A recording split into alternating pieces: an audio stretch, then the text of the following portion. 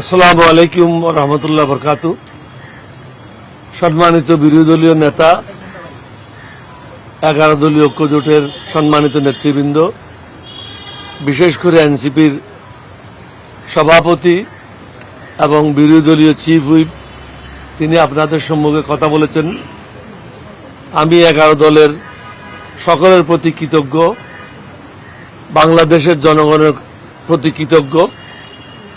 সবাই মনে করেছে আমি একজন মুক্তিযোদ্ধা হিসাবে এবং পরীক্ষিত একজন লোক, যার বিরুদ্ধে দুর্নীতির কোনো অভিযোগ নাই, শিক্ষাগত যোগ্যতার কোনো অভিযোগ নাই, সুন্দরভাবে জীবনযাপন করেছি বিদায় সবাই সর্বসম্মতিক্রমে আমার নাম প্রস্তাব করেছে।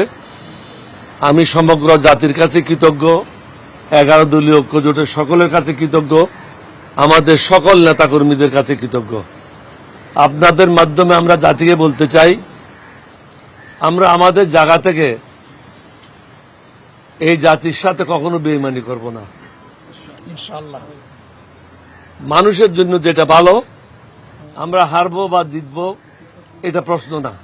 প্রশ্নটা হচ্ছে আমরা জনগণের পাশে সবসময় তাদের স্বার্থ রক্ষার জন্য দাঁড়াবো।